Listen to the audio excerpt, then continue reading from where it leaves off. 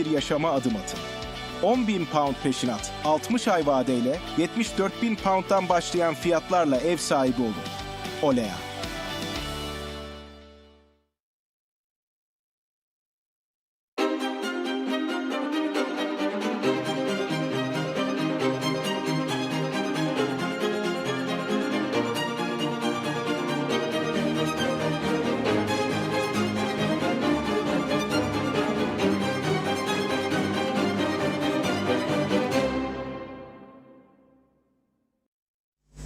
Sevgili izleyenlerimiz merhaba. Gündem Uzar programında Diyalog Medya Grubu Genel Yayın Yönetmeni Reşat Akar'la birlikte sizlerleyiz. Bugün ele alacağımız konuları hızlıca sizlerle paylaşalım. Evet, ilk olarak devlet hastanesinde ameliyatlar için gerekli bazı malzemelerin temin edilmediği, bu yüzden doktorların isyan noktasına geldiği iddia edilirken Sağlık Bakanı Hakan Dinçürek açıklama yaptı. Beyin cerrahisi ameliyatları en üst seviyede, güvenli ve uygun şartlarda yapılıyor dedi. Konuyla ilgili detayları vereceğiz. Ayrıca sosyal medyada yaptığı paylaşımla sağlık konusunu tartışmaya açan Halkın Partisi Genel Başkanı Kudret Özersay'la canlı telefon bağlantısı gerçekleştireceğiz.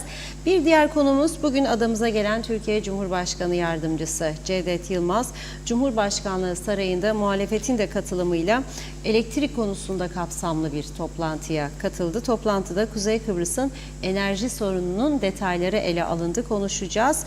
Bir diğer konumuz Kuzey Kıbrıs'ta mülk satışlarının durma noktasına gelmesi ve bazı yabancıların eldekini satarak adayı terk etmesi araç satışlarını da olumsuz yönde etkiledi. Bazı galerilerin kapanma noktasına geldiği belirtiliyor. Konuyla ilgili olarak galericilerle yapılan röportajlarımızı sizlerle paylaşacağız. Bu arada Pakistan'dan getirilen işçilerin sağlıksız koşullarda ikamet ettiği, götürüldükleri Dağyolu köyünde bölge sakinlerini huzursuz eden görüntülerin yetkililere aktarıldığı, ancak herhangi bir önlemin alınmadığı bildirildi. Konuyla ilgili yine röportajlarımız var, onları da paylaşacağız. Son olarak da Bakanlar Kurulu'nun aralarında ağır suç işlemişlerinde bulunduğu 27 kişi hakkında alınan İhraç kararının iptal edilmesi geniş yankı uyandırdı. Resmi gazetede yayınlanan isimleri sizlerle paylaşacağız. Evet, buyurun Reşat Bey. Evet, herkese hayırlı günler, hayırlı cumalar dileyerek başlayalım. Ancak hemen kesiyorum konuşmamı. Şu anda bir canlı yayın var.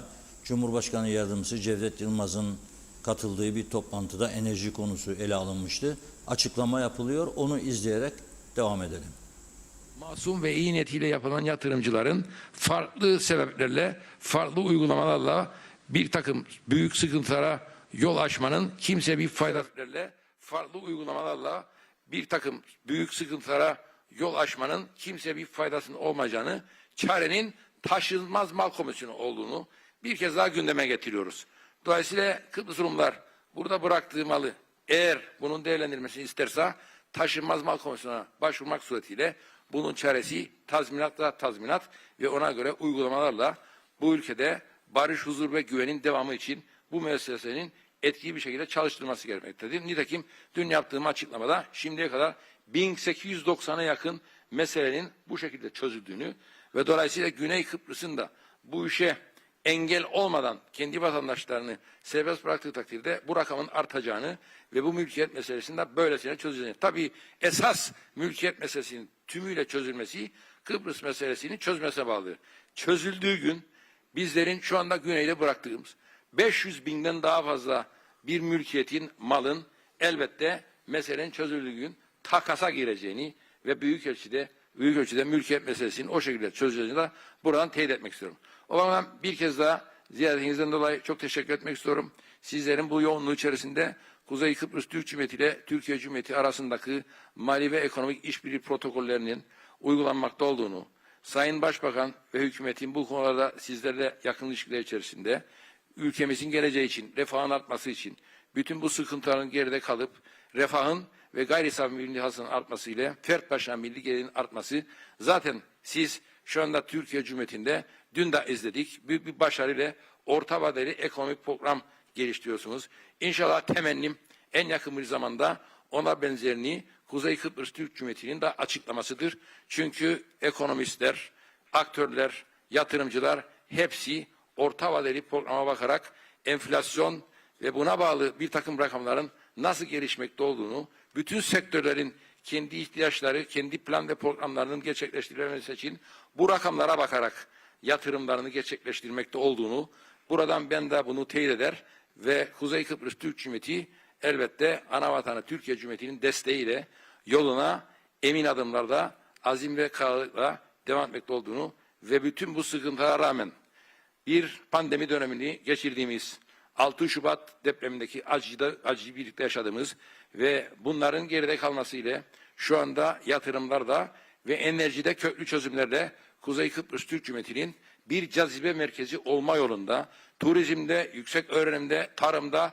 hizmetler sektöründe, şimdilerde yeni teknolojik gelişmelerde Ar-Ge ve teknoloji çalışmaları ile Kuzey Kıbrıs Türk Cumhuriyeti'nin Doğu Akdeniz'de bağımsız bir Türk devleti olarak, Türk Devletler Teşkilatı'nın gözlemci üyesi olarak uluslararası anlamda statüsünün de yükselmesiyle artık burada bizlerin gelecekte Doğu Akdeniz'in bir yıldızı olma hedeflerinin gerçekleştirilmesinde hiçbir engelin olmayacağını, izolasyon ve ambargoya rağmen bunu gerçekleştirebileceğimiz inancıyla sizlere sürdürmekte olduğumuz kararlı desteğinizden dolayı çok teşekkür eder ve aynı zamanda Sayın Cumhurbaşkanı Recep Tayyip Erdoğan'a da şahsım ve halkımın hürmet, saygı ve sevgilerini iletiyor. Sizlere bir kez daha ziyaretinizden dolayı teşekkür ediyorum. Çok teşekkür ediyorum Sayın Cumhurbaşkanı. Ben de sizi ve basın mensuplarını saygıyla, sevgiyle, muhabbetle selamlıyorum. Öncelikle Sayın Cumhurbaşkanımızın ve hükümetimizin sizlere ve Kıbrıs Türk'ü kardeşlerimize selamlarını, yine sevgilerini, muhabbetlerini iletmek istiyorum. Burada bulunduğumuz süre içinde de göstermiş olduğunuz misafirperverliğe şükranlarımı sunuyorum. Her zaman olduğu gibi yoğun bir çalışma programımız var.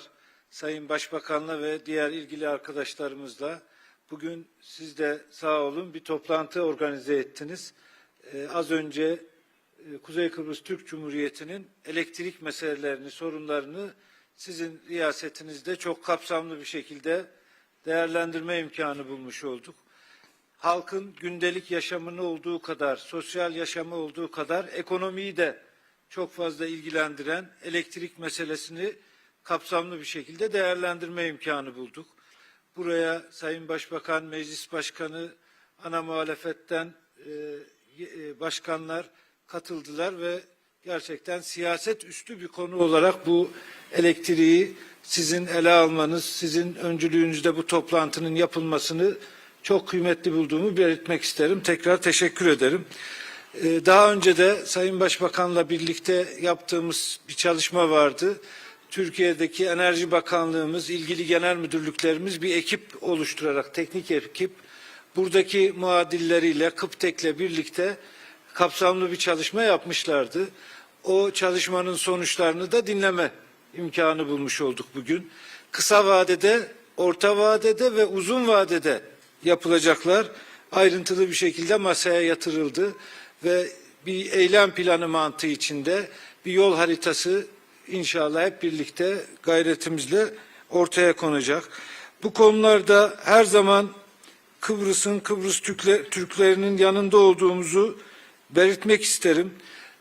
Elimizdeki tüm imkanlarla, teknik imkanlarla ve mali imkanlarla bu konularda gerekli adımları atıyoruz. Onlar yapılmamış olsa yaşanan sorunlar çok daha farklı ölçeklere gidebilirdi. Onları yapmaya devam edeceğiz. 2022 yılından bugüne kadar yaklaşık 12 milyon euro tutarında bir sözleşmeyi bu kapsamda imzaladık ve böyle bir destek söz konusu.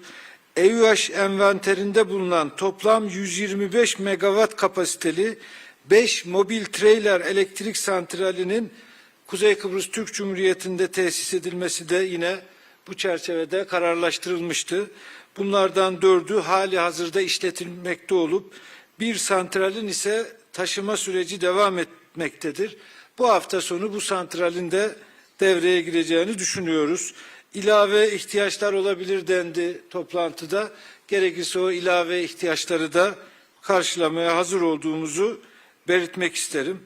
2022 yılından bugüne yatırım bedeli 5,26 milyon euro olan yine çalışmalar sürdürüldü.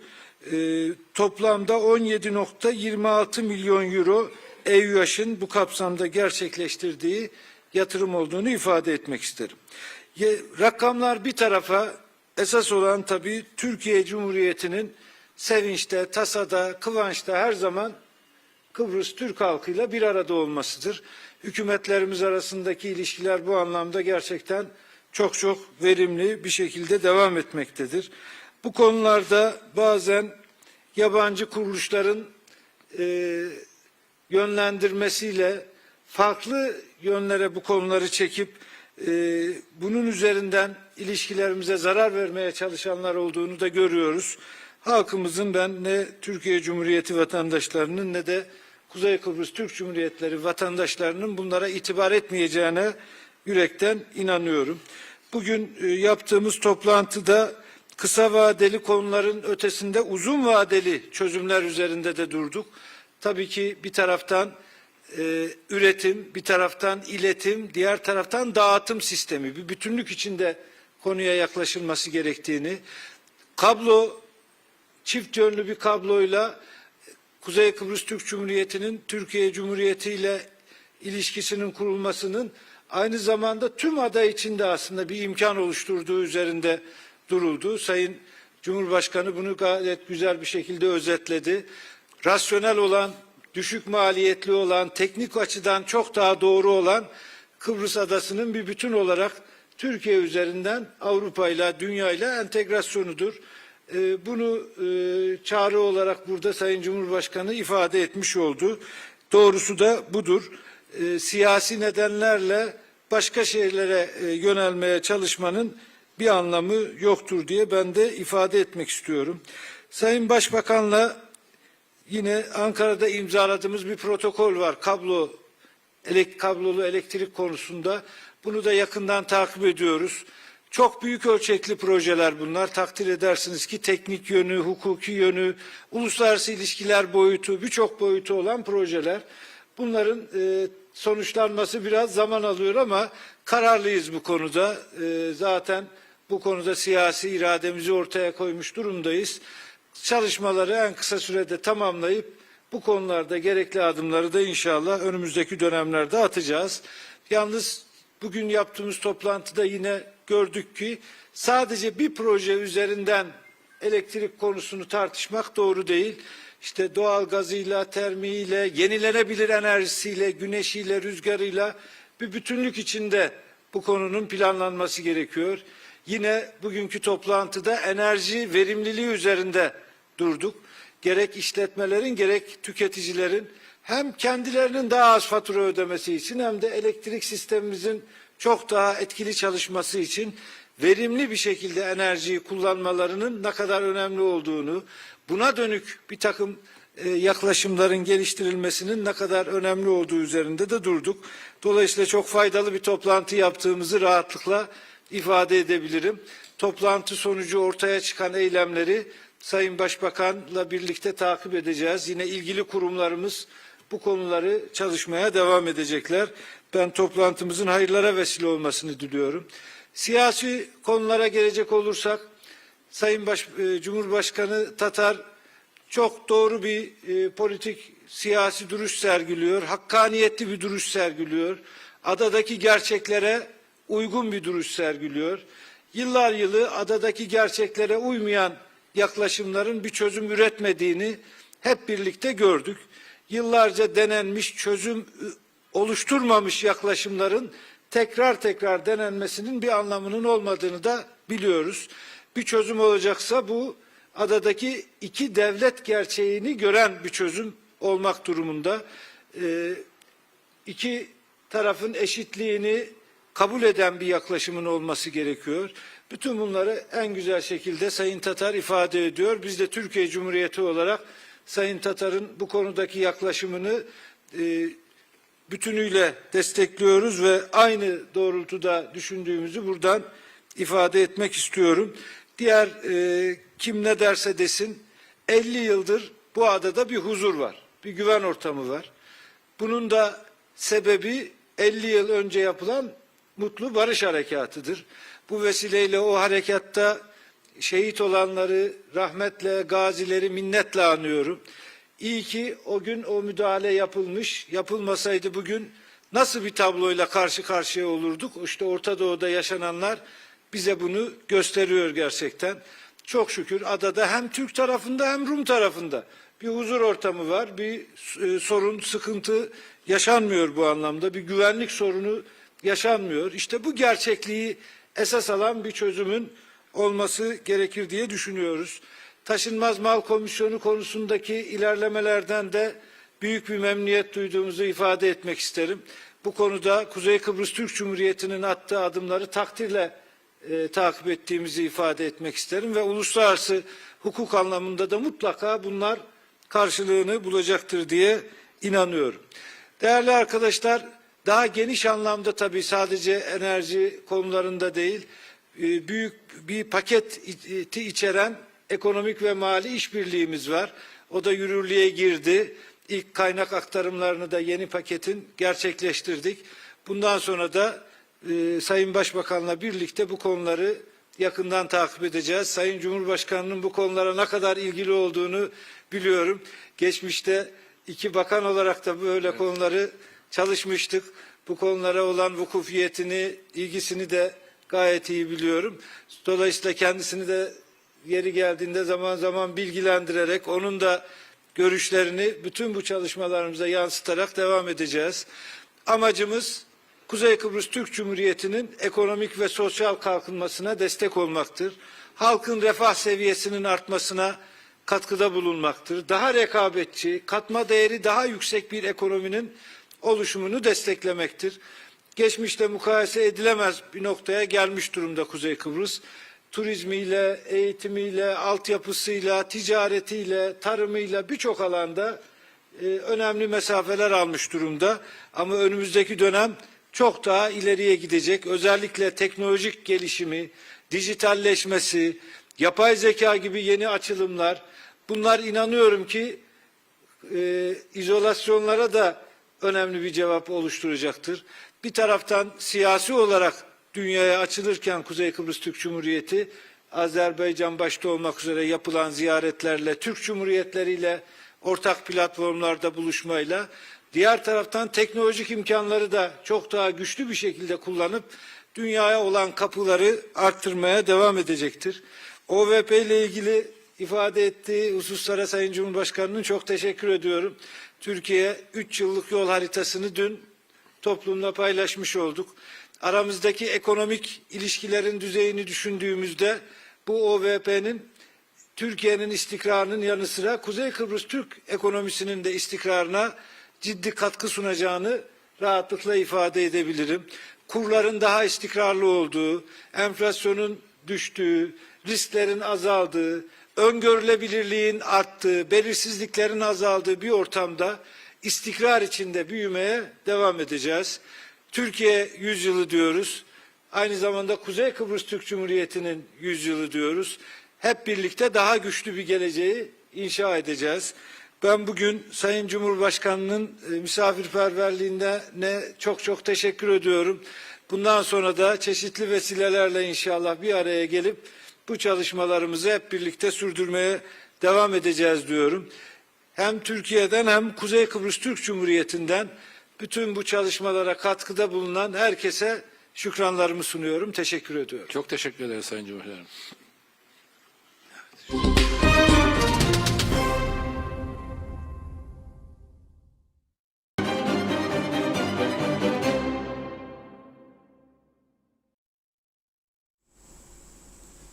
Evet, programımızın giriş kısmında da anons etmiştik. Sayın Kudret Özersay ile canlı telefon bağlantımız olacak.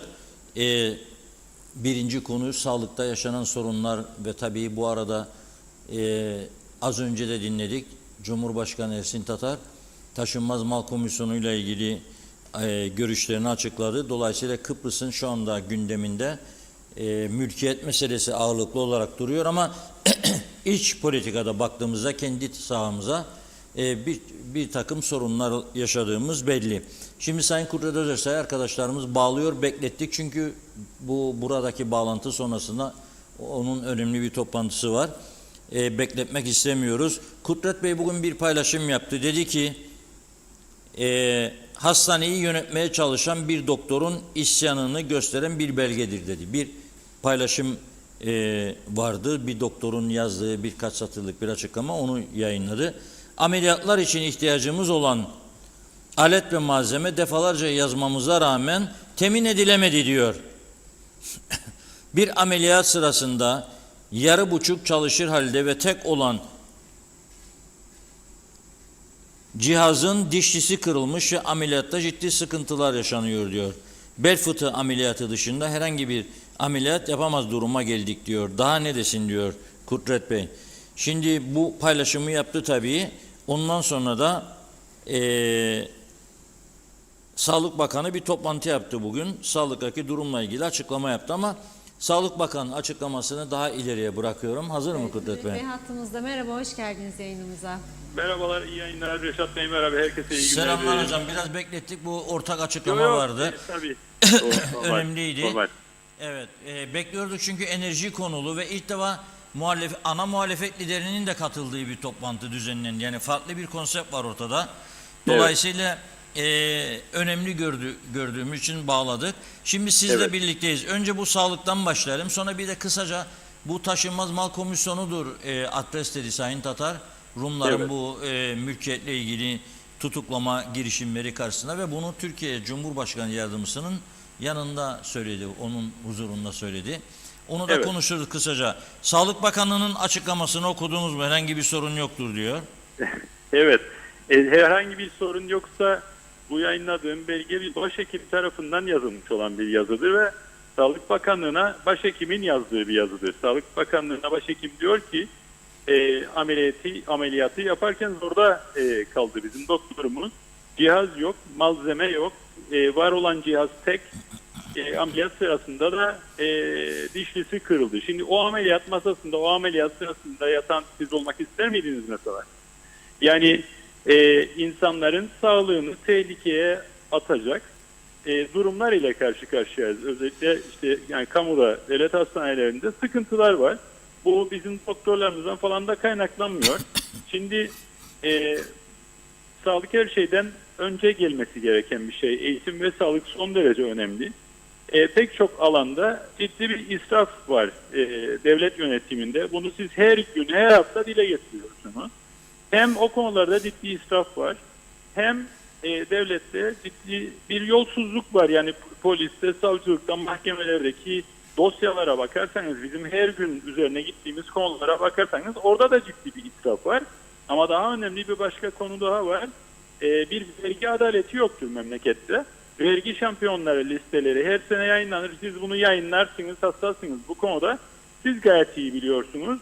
Belki de memleketin en zenginlerinin pek de vergi sıralamasında iyi bir yerde olmadığını bir bakışta herkes görebiliyor. Ama daha önemlisi yani maddi açıdan bu ihtiyaçlar ortada dururken sağlık alanında bu açıklar kapatılamazken bundan zararı vatandaş görüyor. Mesela ameliyat randevusu bekleyen pek çok insan var. Daha kısa süre içerisinde ameliyatını yaptırabilecekken bu eksikliklerden dolayı doktorlar ameliyata mesela alamıyor zaman zaman ve resmi belge yayınladım Reşat Bey. Ben böyle boş bir konuşma yapmıyorum. Somut bir biçimde bir başhekimin yazdığı bir şikayeti aktarıyorum ve dün açıkça söyledim, Başbakan çıkıyor ve diyor ki sağlıkta büyük yatırımlar yaptık. Sağlık Bakanı da çıkıp diyor ki hem atılımlar yaptık hem yatırımlar yaptık. Ben de hakikaten şunu demeden edemedim yani. Bir bu atılımlara, yatırımlara bir ara verin de bu malzeme ve cihaz ihtiyacını bir karşılayın, yeter ki ameliyatlar olsun, en azından yapılabilsin. Maalesef bu yaklaşım insanlara parası olan gitsin, özelde yapsın gibi bir mesaj vermek anlamına geliyor. İnsanlar da devletten soğutuyor maalesef. O yüzden asıl bu konulara önem verilmesi gerekiyor. Çünkü insanlar ciddi sıkıntı çekiyorlar Reşat Bey. Geçmişte de sizinle yaptığımız bağlantılarda konuşmuştuk. Sosyal sigortalar bağlamında ilaçlarını almak veya kendileri ceplerinden ödeyerek aldıkları ilaçların parasını geri almakta zorlanıyor insanlar ve ciddi gecikmeler var. Halen daha insanlar yazıyor. Sizinle birlikte üzerine gittik. Birkaç defa bu konuyu gündeme taşıdık. İlgili bakan, Çalışma Bakanı açıklama yaptı ama sorun çözülmedi.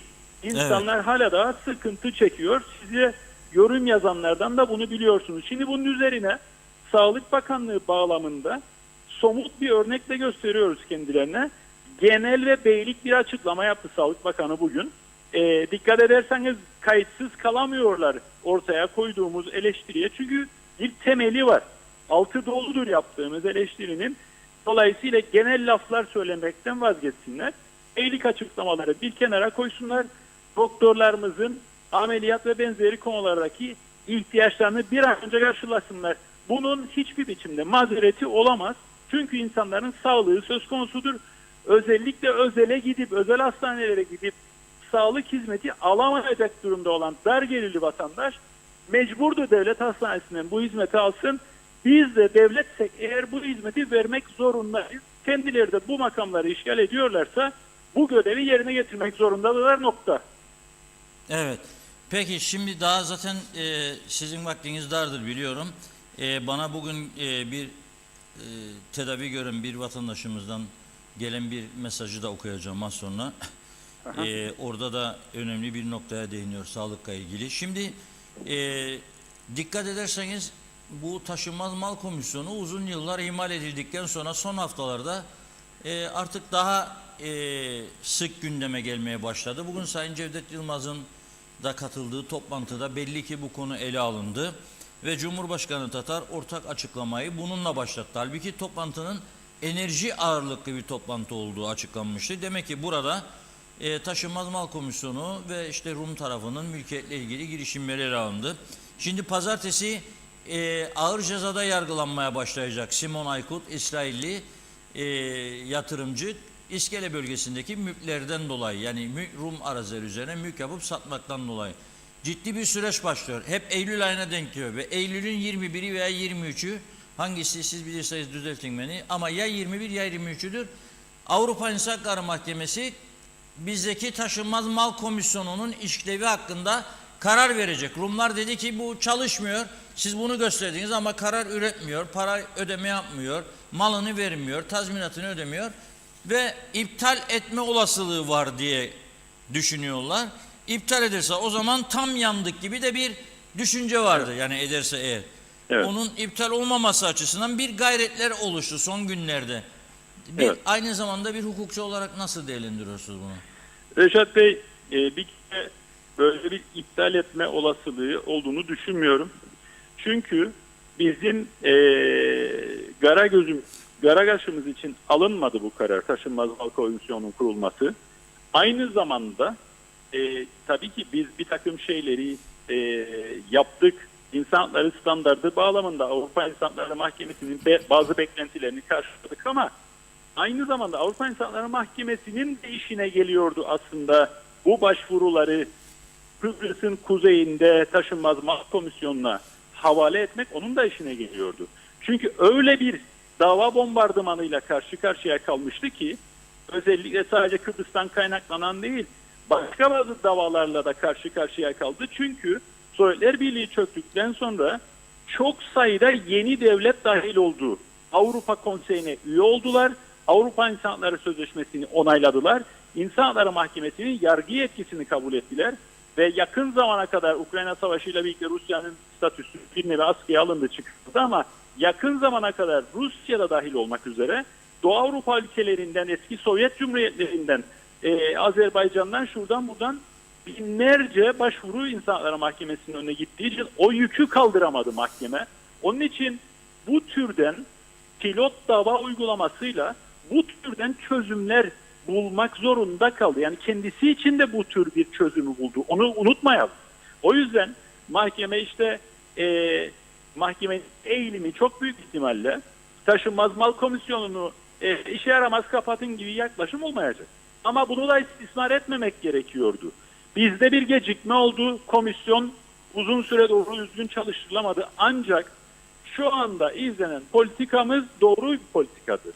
Yani son bir yıl içerisinde 2020'nin sonuna kadar olan bütün yapılan başvuruları ve alınan kararların ödemesi yapıldı mesela.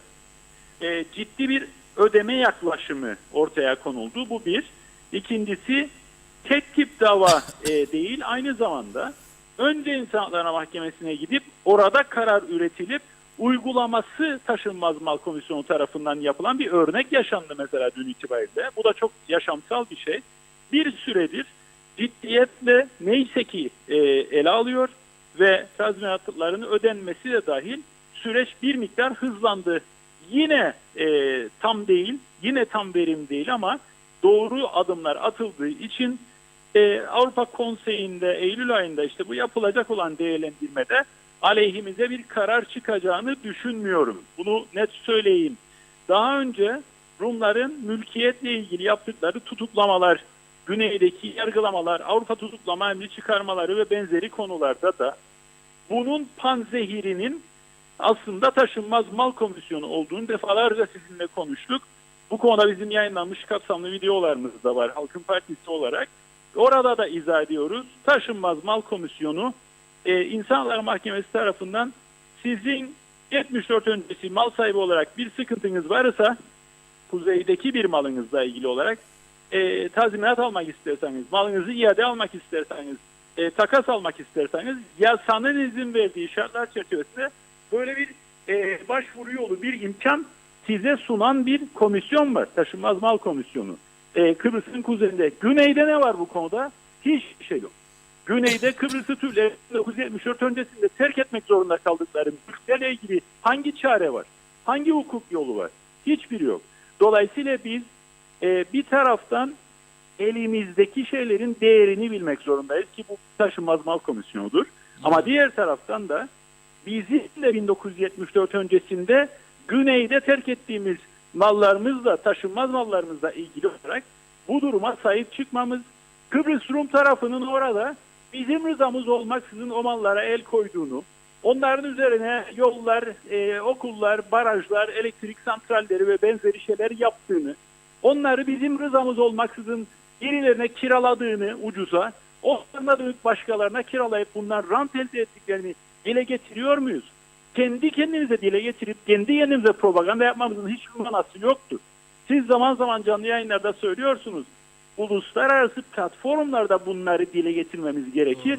Daha organize bir biçimde çalışmamız şarttır, elzemdir. Son bir nokta özellikle vurgulamak isterim. Bugün dikkatinizi çekmiştir.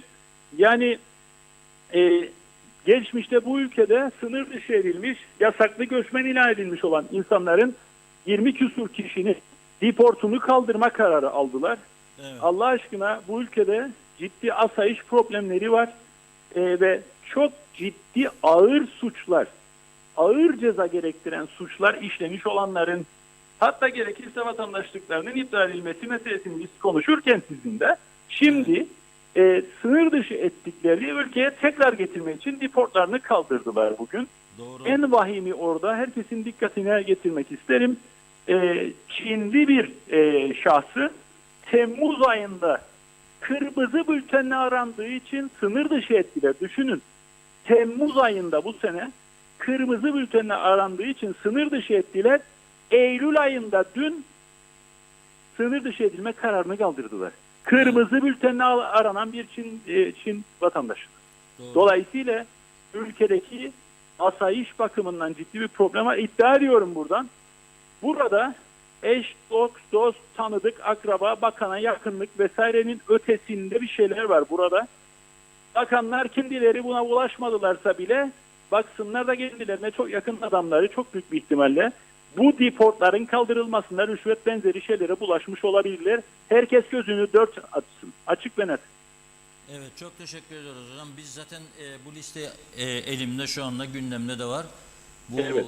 Deport edilenlerin yeniden ülkeye girişlerine olanak sağlayan kararla ilgili konuşacağız bugün. Listemizde var. Bağlandığınız için çok teşekkür ediyoruz. Sağ olun. İmkan verdiğiniz için biz teşekkür ederiz. Hayırlı olsun. Evet, sağ olun. Evet, gündem yüklü gördüğünüz gibi Sayın Özersay 3 farklı konuya değindi. Bir tanesi sağlıkta yaşanan sorunlar, bir diğeri taşınmaz mal komisyonu konuştuk. Biliyorsunuz bu konuyu çok sık konuşuyorum. Konuşmak zorundayız çünkü kuzeydeki mülklerin ezici bir çoğunluğu Rumlara ait, onlardan kalan mülkler. Avrupa İnsan Hakları Mahkemesi'nde yıllarca dava açtılar, bazılarını kazandılar. Şimdi Taşınmaz Mal Komisyonu kurduk. Taşınmaz Mal Komisyonu kaç zaman çalıştırılmadı kaynak yetersizliğinden dolayı. Şimdi komisyonun işlerliği tartışılıyor. Rumlar görev yapmıyor, karar veremiyor şeklinde şikayetlerle ahime başvurdular. Şimdi Avrupa İnsan Hakları Mahkemesi bu ayın içerisinde karar verecek. Nedir? Kudret Bey diyor ki Taşınmaz Mal Komisyonu feshetmelerini beklemiyorum diyor. Doğru olmaz diyor. Güneydekiler acaba, yani güneydeki Türk mülkleri için Rumlar ne yaptı acaba bugün diye soruyor. Doğrudur, bugün gözüme çarptı.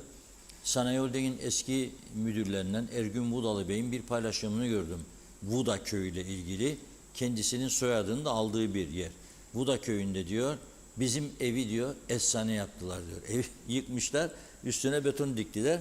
Daha tam bitmemiş inşaatı ama tabelasını koymuşlar efsane diye. Eskiden bizim zamanımızda nüfus diyor çok azdı. İşte 550 Türk, 120 kadar Rum vardı diyor. Şimdi 3000'e çıktı nüfus diyor. Yani Türk mallarını tepe tepe kullanıyor onlar da. O yüzden ama nedir mesele? Burada biz kendi kendimizi eleştirirken bu konularda durumumuzu dışta anlatamıyoruz. Yani tanıtım konusunda eksilerdeyiz. Bırakın +1, eksilerdeyiz. Adamlar propagandayı çok iyi becerir, yapıyorlar. Biz eksideyiz. Ayrıca Taşınmaz Mal Komisyonu neden çalıştıramadık? Neden kaynak yaratmadık? Bu soru çok önemlidir. Yaratıp, toprağı Türkleştirip, onun üzerinde otur rahat rahat, paşa paşa. Ama yapmadık. Şimdi ateş bacağı sardı.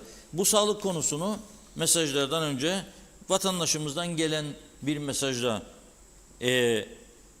tamamlamak istiyorum. Sağlık Bakanı bugün dedik işte beyin cerrahisi ameliyatlarında en üst seviyede güvenle ve en uygun şartlarla yapıyoruz diyor. Halkımız müşteri olsun diyor. Bugün Yataklı Tedavi Kurumları Müdürü Doktor Burhan Alban Devlet Hastanesi Beyin Cerrahi Klinik Şefi, Gazi Mausa Beyin Cerrahisi uzmanı Bakanlık Müsteşarı ile birlikte ortak bir toplantı yaptık diyor. Toplantının fotoğrafı vardı zannederim. O toplantıda sonra yaptığı açıklamada tüm hastanelere alınan tıbbi cihaz miktarı en yüksek seviyededir diyor. Öyle bir iddiası var. Fakat bu taraftan da bakın ilginç bir mesaj geldi bana. Diyor ki gönderen bu izleyicimiz, lütfen diyor yayınınızda bunu dile getiriniz, belki yardımcı olur diyor. Ben diyor yıllardır şeker hastası, artık kalp tansiyon hastasıyım. Bir yığın hap ve de insülin kullanırım. Bugün diyor, yani bugün Cuma günü ilaç yazdırmak için hastaneye gittim. Poliklinik ilaç doktoru izinliymiş. İlaç yazdırmak için doktor yok diyor demişler. Şimdi diyor bu izinli olan doktorun yerine bir doktor koyamazlar mı diyor. Bu kadar da mı beceremiyorlar diyor. Gelen hastalara doktor yok deyip geri gönderiyorlar diyor. Üzücü bir durum tabii. Gerçekten üzücü. Yani bir doktor izne çıkarsa başka bir doktor yok mu insanlara ilacını yazacak? Yani sistem, devlet sistemi böyle mi yürür yani? Yani bu konu gerçekten son derece önemlidir. Sağlık Bakanlığı'nın bunun üzerinde duracağını ümit etmekteyim. Evet Suna Hanım, başlayalım. Çok mesajlar, bir yol alalım. Da ondan sonra devam edeceğiz. Elektrik konusu gündeme gelecek Sayın Cevdet Yılmaz'ın katılımıyla ilgili gerçekleştirilen toplantıdan. Sonra bu ihraç edilenlerin geri dönüşü konusu önemli bir kısmını oluşturacak bugünkü programımızın. Buyurun. Evet, teşekkür ederek başlayalım. Mustafa Özcan, Yunus Gelir, Hüseyin Nuroğlu, Mehmet Şenler iyi yayınlar diledi. Alper Ali Güllü, Rahmi Beyoğlu, Hatice Mumin, Serdar Cesurer, Erdal Yarkın'da, Hasan Özgür de hayırlı yayınlar, hayırlı cumalar demiş. Mustafa Mania, İzzet Ahmet, Erol Topçu, iyi yayınlar diliyor onlar da. Teşekkür ediyoruz. Fikret İpekçioğlu, Acaba elektrik kökten çözülecek mi? Ulus Barani Cumhurbaşkanı'nı eleştirdi. Bu kadar zamandır taşınmaz mal komisyonuna müracaat eden yüzlerce Rum'a hala daha ödeme yapılmadı. Paran yoksa bu şekilde konuşmaya gerek yoktur demiş. Aynı zamanda diyor ki Kuzey Kıbrıs'ı cazibe merkezi yapacak olan Cumhurbaşkanı'nı yine eleştirdi diyeyim ben. Hüseyin Boşnak bugün külliyedeki ağaç katliamını gördük. 100 senelik ağaçların nasıl sökülüp atıldığını gördük. Mehmet Uluçaylı, Cevdet Yılmaz adamıza hoş gelmiş. Türkiye'nin yanımızda ve tüm sorunlarımıza çare olduğu ve bizi ayağa kaldırmak için çaba harcıyor. Biz de minnet duymaktayız. Ali Dereseven, Cevdet Yılmaz'a hoş geldin diyorum. Kendilerini aramızda görmekten mutlu olduk. Dünyada tek güvenebileceğimiz ülke yalnızca anavatan Türkiye. Zeren Turalı, dünyada en acı şeymiş varlık içinde yokluk çekmek. Ben Anamur suyundan söz edeceğim. Bu su Türkiye'den buraya gelmeden niye KKTC yetkilileriyle, TC hükümet yetkilileri su Kıbrıs'a gelmeden neden herhangi gerekçelerle en yakın yerleşim yerlerine ve de narenciye bahçelerine su boruları döşenmedi? Bunu hiç düşünen, hesaplayan çıkmadı. Bu nasıl projeydi? Nasıl oluyor? İçme suyu Karpaz'a en uzak ücra yerlere verilirken nasıl oluyor da baraja yakın Güzelyurt bölgesinde bazı yerlere su ikmali yapılmadı? Ben şahsen şaştım kaldım demiş. Vallahi pes doğrusu. Mehmet Bey, okullarda öğrencilere haftada 2 gün birer mandalina portakal dağıtılsa hem gençlere vitamin olur hem üreticiye destek. Nazime Nalban, İskele'den herkese tüm sevdiklerime selamlar demiş. Her gün paylaşıyorsunuz haberleri. Çok sözler verdikleri halde hiçbirisini yapmadılar. Onun için de kimse artık inanmıyor demiş Nazime Hanım. Bence artık yapsınlar ki güven de kazansınlar. Sadece külliyeyi yaptılar. Bu ülkemize, halkımıza ne faydası olacak? Soruyorum demiş. İyi ki gündem özel var. Ersin Şem'in kolay gelsin dedi. Ulus Barani, ne iyi adamdır Cevdet Bey. Bizi yönetenlere bol bol para veriyor. Daha halk yine geçim sıkıntısı çekiyor. Mehmet İnancı bir şükranda benden TV 2020 ve Sayın Reşat Akar'a yazmış. Turgay Gezen, hani bazı arkadaşlar Kıbrıs meselesinin 74 yılında bittiğini iddia ediyorlar ya. Cumhurbaşkanı Ersin Tatar'ın mülkiyet meselesinin kapsamlı çözümü ancak Kıbrıs sorununun çözümüyle mümkün olacak sözünü kulaklarına küpe etmelerini tavsiye ederim. Uğur Turan şöyle yazmış. Çok merak ediyorum. Ne yerler ne içerler bu adamlar diyor. Bu kadar atıp tutarlar demiş. Arif Mustafa Cüce, mülkiyet konusu önemli. Bunu mutlaka çözmeleri gerekir. Fikret İpekçioğlu, sağlıkta ameliyat bile yapılamıyor doktorlar. Ne demeli? Cihazın dişleri kırıkmış. İstifa etsinler ve gitsinler. Mehmet Uluçaylı, bir hastanede nelerin eksik olduğu o hastanenin doktorları en iyi şekilde biliyor. İlgili bakan ortalığı süt liman göstermesi siyasi bir açıklama, gerçeği yansıtmıyor. Bir zahmet doktorların isyanına yetkililer kulak versin ve çare arasın. Arif Yüce Türk, Reşat abi, kendilerini hasta olsa hemen özele giderler. Sonra ödedikleri parayı devlete ödetirler. Nazime Hanım, iyi ki varsınız demiş. İnşallah her şeyin daha iyi olmasına duacıyım. Bugünler İnşaatlardan dolayı çok kesilen ağaçlar var. Lütfen kesmeyin diyor. Seneler alır ağaç yetişsin, büyüsün. Ağaçlar olmazsa bu ülkede yağmur da olmaz, kuraklık olur. El birliğiyle koruyalım demiş. Evet, Celal Harun, ülke olarak neyimiz var? Elektrik yok, su, sağlık, ilaç, eğitim. Deniz de yok, orman da yok, yol yok. Denetleme, para yok, insanlık yok demiş. İnternet yok, merhamet, huzur, yönetim yok, hak, hukuk yok. İşten anlayan da diyor. Hadi gel de yaşa bu ülkede. Mehmet İnancı, Eylül ayı çok sıkıntılı olacak Reşat Bey. Ali Dereseven, sağlıkta dahi parasızlık yüzünden sorun yaşıyorsak boşu boşuna ek mesai ve örtülü ödenekler niye kaldırmıyorlar? Lüks hizmet araçları niye kullanıyorlar? Anlaşılır gibi değil, söyleyecek kelime dahi bulamıyoruz. Mehmet İnancı, Türkiye her türlü yardım yapacaktır, inanıyoruz. İnşallah, maşallah demiş. Ali Dereseven, Kudret Bey muhteşem konuştu. İlk kez bir lider yalnız Rumların değil Türklerin de güneyde emlakları kaldığını herkese hatırlattı. Kendisine teşekkür ederim demiş. Mehmet Ali Özdemir, Tatlısu'dan selamlar. Metin Maraşeli, hoş vakitler, iyi yayınlar diliyor. Tamer Keklik, devletin ilaç deposundaki ilacı hastaneden alamıyorum. Dışarıdaki eczaneden alıyorum. Daha sonra ilaç parasını sigorta bana ödüyor. Tam bir bürokrasi örneği. Vatandaş çile çeksin diye mi uğraşırlar? Anlamadım demiş. Evet, şöyle bakalım yeni gelen mesajlar. Tema Yavaş Londra'dan iyi yayınlar diledi. Şenol Tatlıcıoğlu da, Gülis Önsal da Evet, Fatma Kişmir almadı mı demiş. Mehmet İnancı elektrik en önemli sorun diyor. Mehmet İnancı ülkemiz ne hale düşürüldü? Bunlar sizi dinlese ülke düzlüğe çıkar. Elektrik yoksa hayat da yok. Yücel Barbaros, kurul kararı olmasına rağmen 8 aydır yurt dışından getirilecek denen böbrek stendi hala daha gelecek diyor. Sağlık çok iyi durumda demiş. Evet, şöyle bir hızlıca bakalım sayfa yenilenecek mi? Evet, Güner Keskin ilaç konusunda Girne Hastanesi için de aynı. Dün ilaç yazdırmak için ta Kayalar Köyü'nden gittim. Doktor yok, yarın gel demişler. Evet, Ünsal Baybür, KKTC'de hiçbir şey gerçek değil diyor. Yenileyince mesaj geldi. Fatma Kişmer'in mesajı. Rumlar Kıbrıs'ı Türk malları ile ilgili bir şey yapmadı tabii. Yani tapu vermedi. Güneyden gelen Kıbrıslı Türkler oradaki malların feragat etmedi mi? Karşılığında Rum malı alması diyor. Kutel Tosun'u da okuyalım. Kırmızı bültenle aranan bir suçluyu bu sorma Girhan'ına geri getirmek yetkisini kimden aldılar? Kimse bunlara hesap sormayacak mı? Kimse engel olmayacak mı? Evet, maalesef ki bu ülke sorma Girhan oldu. Başımızdakilerin sayesinde her şeye rağmen burada yaşamaya çalışan insanlar var Handa demiş. Bu insanların hakkını kim soracak diyor. Daha çok mesajımız var. Yine devam edeceğiz. Çok teşekkürler. Buyurun. Evet, şimdi yardımcı olan bir mesajı ben okuyayım. Uzun mesaj oldu mu okumayabilir Funda Hanım. Yorucu olur çünkü. Ben okuyayım, alayım biraz yorgunluğu. Şöyle diyor. Hayır, sağlık olduğu için okuyorum. Şaka diye söylediğim kısım. Tabii ki okur. Kader Güner'i yazmış. Sağlıkla ilgili olduğu için gözüme çarptı. Okuyorum. Ne diyor bakın. Devlet hastanesine gittim bugün diyor. Kayıt yaptırdım. Doktora bakındım. Bana MR yazdı diyor. MR için gün almaya gittik. Kasım ayında randevu verebilirim demiş oradaki memur. Eylül'deyiz. Ekim, Kasım. O da demiş ki durum acil. O zaman özele gidin demiş. Mecburen gittik diyor. Adını da veriyor yerin. Zaten bir iki yerdir yapan MR. Gittim o merkeze diyor. O da demiş ki şimdi bugün yarın olmaz. Önümüzdeki haftaya sana randevu veririz. Verdi diyor. Ücret dedim 5.000 Türk lirası diyor.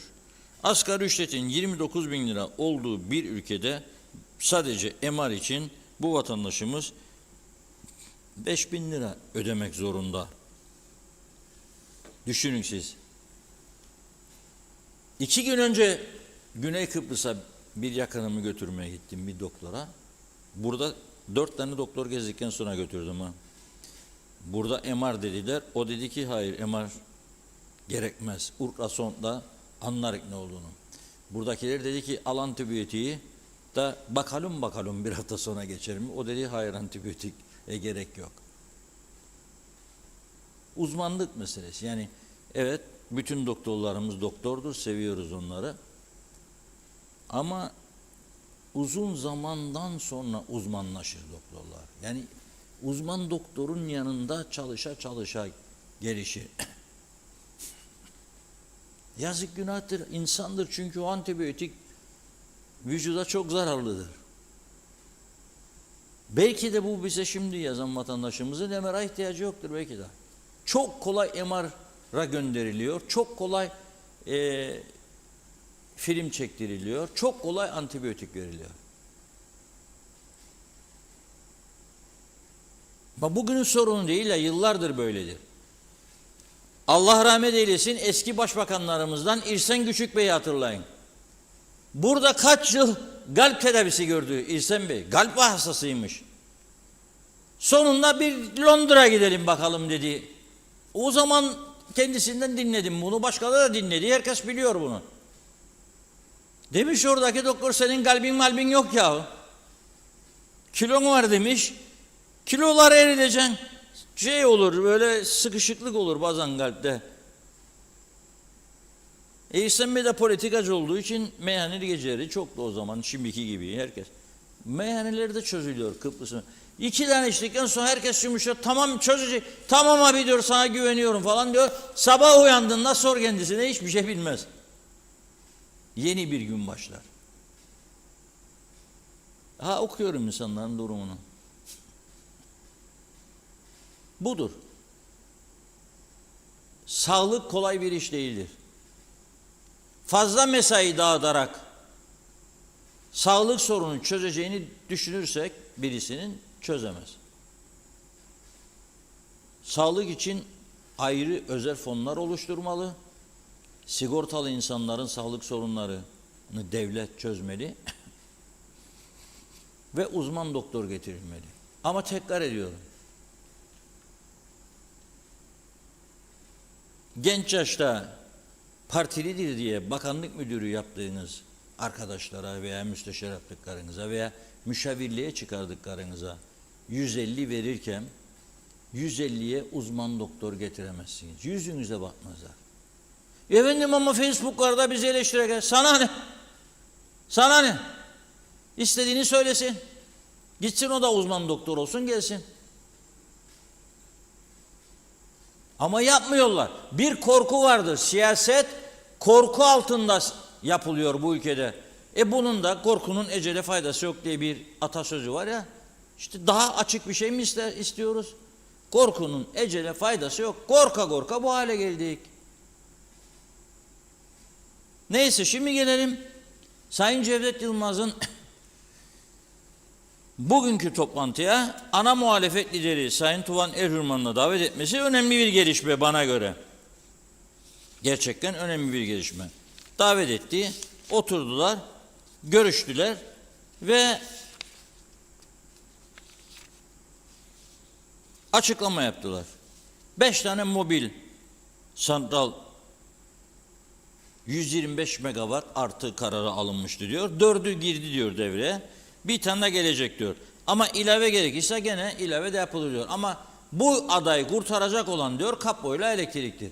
Herhalde orada kabloyla elektrik meselesi için, çünkü Türkiye bir adım atacaksa bu konuda Kıbrıs'ta bir birlik olmasını istiyor.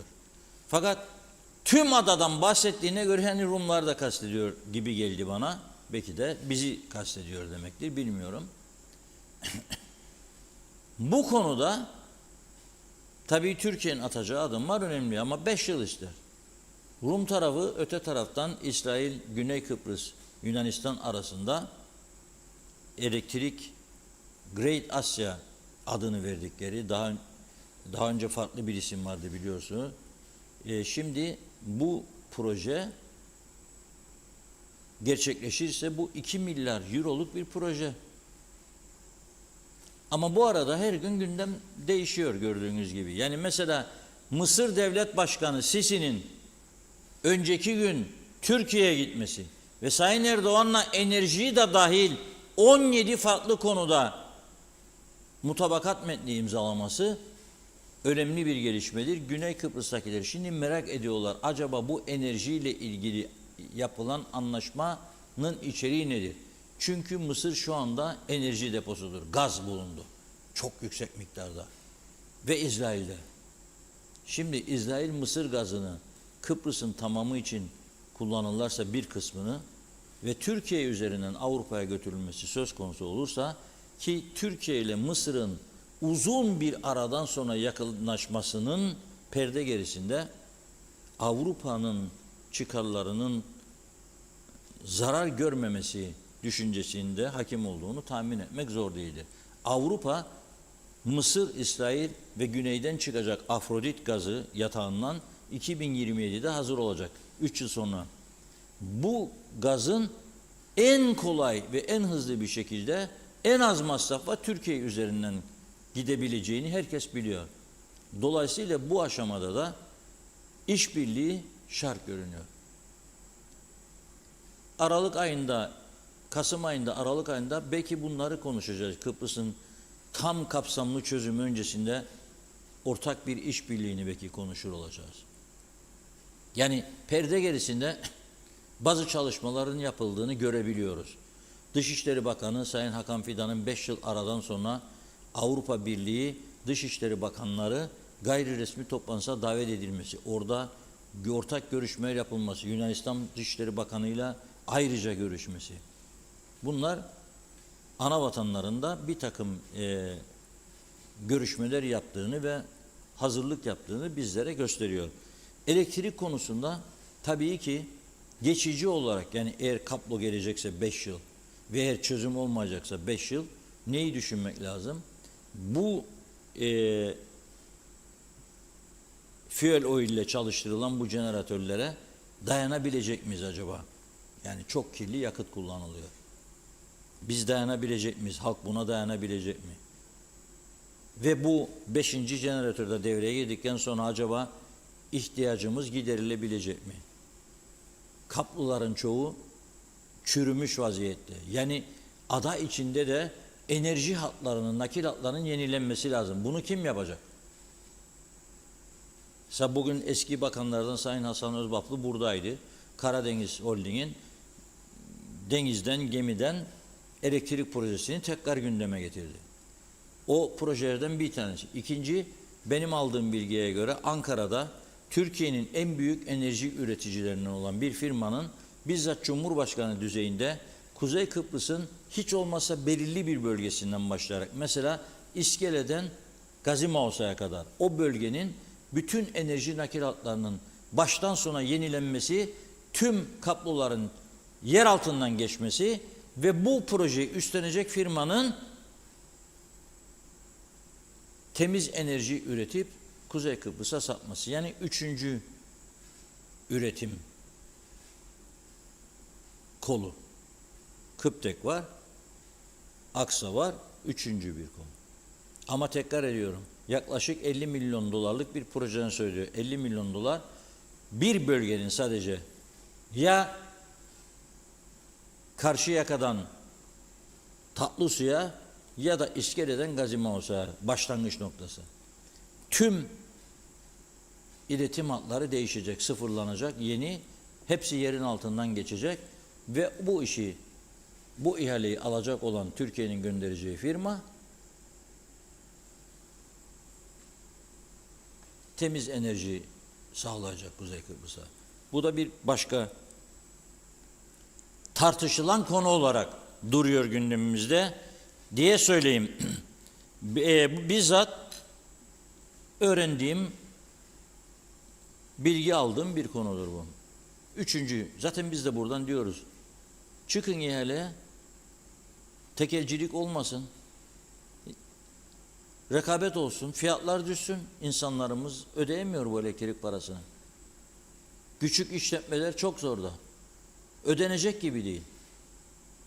Bir de devamlı kesinti. Yani sosyal yaşamı bırakın, ekonomik yaşama da ağır bir darbe vuruyor. Olacak gibi değil. Tabii mülkiyet de ayrı bir mesele.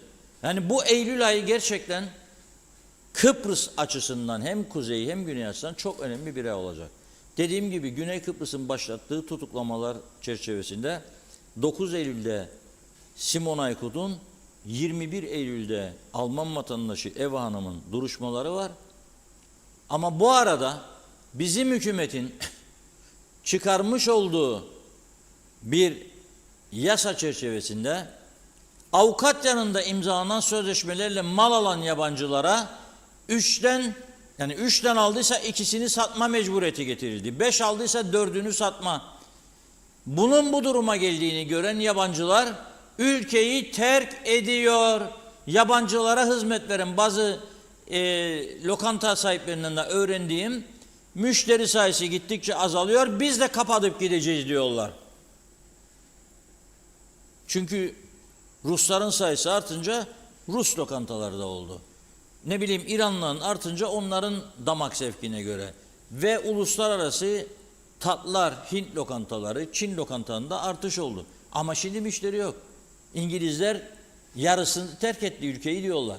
Hakikaten İngilizlerin çok azaldığını görüyoruz. Biz bize kalalım falan diyenler sevinsin şimdi. Dibe vurunca her şey ekonomi. Ruslar satıp gidiyor diyorlar. Son günlerde öyle şikayetler geliyor bize ki bu daha şimdiden hafif bir rüzgar esti diyorlar ama daha şimdiden otogalerileri de darbe yemeye başladı. Ne oldu? Satışlar durma noktasına geliyor. Niçin? Yabancılar da alan, hatta bazı galericiler diyor ki bize telefonla arayanlar, bırak satmayı diyor, onlar bize satıyor diyor. Adam diyor 120 bin isterin aldığı arabayı bana getirip 70 bine satmak ister. Satayım, kurtulayım, kaçacağım diyormuş. Çünkü elindeki malları iade et dediler kendisine. Güven kalmadı yani. Evet, bu konuyu Ömer Kadiroğlu bugün galericilerle konuştu. Git gez dedik, 2 galericiden olsun görüş al. Gitti konuştu. Ne durumdaymış izleyelim bakalım. Satışlarında olduğu gibi araç satışlarında da bir azalma olduğu yönünde iddialar var. Neler söyleyeceksiniz? Kesinlikle doğrudur. Bunun en büyük sebeplerinden biri, daha doğrusu bu otomotiv sektöründe payın düşmesidir galerilerin her galeri başına. Bu da aşırı derecede galeri olmasından dolayıdır. Yani bunun nasıl bir düzene kavuşacağına biz de emin değiliz yani. Bu galerilerin sayısına baktığımız zaman ve içerisindeki araçlara baktığımız zaman yeteri kadar alıcı bulabileceğine inancınız var mı? Yani şöyle bir durum olacak. Muhtemelen önümüzdeki süreçte o yeni gelecek olan araçların sayısı azalacaktır. Bu sefer elde stoklarda bulunan araçlar yavaş yavaş satılacak. Bu da neye sebep olacak? Otomatikman birkaç yıl alacağı için bu satışların daha eski modeller kalacak stoklarda. Daha eski modeller yavaşlıkla satılacak. Yeni ithalat azalacak. Eski model değil de stokta yani yenileri yavaşlayacak, yenilerin gelmesi. Çünkü stokları azaltmamız lazım. Bizde de olduğu gibi eminim diğer galerilerde de şu anda yer yok yeni gelecek olan araçlara. O yüzden alımları durdurduk. Yani mevcut stokları satmaya çalışıyoruz. Yani pahalı araç sektöründe pek bir değişiklik yok. Daha çok orta segment araçlarda. Çünkü o da neden? Bankalardaki faizler yüksek. Yani bir çekip geri 2 ödeniyor, 2,5 ödeniyor. Bu da satışları etkiliyor. İşlerimizdeki düşme %80. Yani %80 değerinin netliğinde işlerimizde bir düşüş oldu. Ama buna keza bir bakıyoruz ki dağda, bayırda, her yerde galeri açılmış. Köylerde bile galeri açılmış. Yani burada bayağı bir tuhaflık var. Biraz değil yani bayağı bir tuhaflık var. Artık burada ne yapıyorlar, ne ediyorlar bilemiyoruz. Burada devlet babamızdan uyanmasını bekliyoruz, incelemesini bekliyoruz. Yani bizim söyleyebileceğimiz bu kadar. Yani çok saçma geliyor bize. Yani her köşe başı, her köşe, her evin arkası deyim yerindeyse galeri. Uçsuz bucaksız yerlerde, yani saçma sapan yerlerde galeriler var. Köylerin içinde, yani köprülerin altında deyim yerindeyse komik yani, trajikomik. Peki tüm bu galerilere baktığınız zaman oradaki arabaların alıcı bulabileceğine inancınız var mı?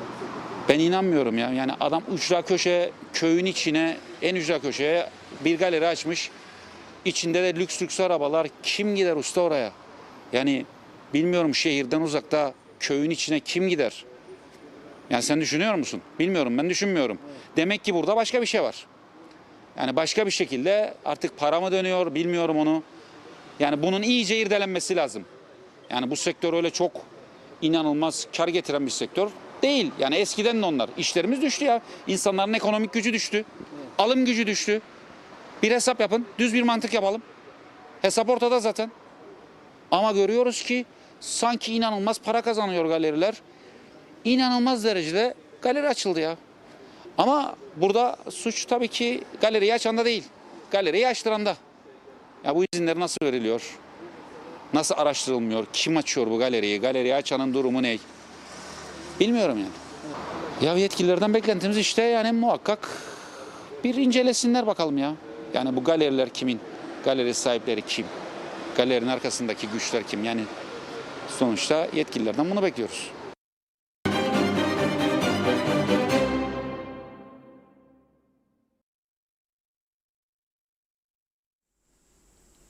Evet, sağlıkla ilgili bu arada çok sayıda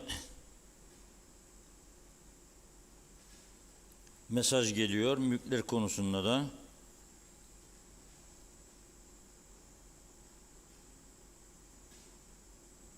Evet, bir izleyicimiz diyor ki maşallah diyor, istikrar olmayan bir adada her şeyden çok var diyorum. Mesela çok araba, çok daire, çok ev.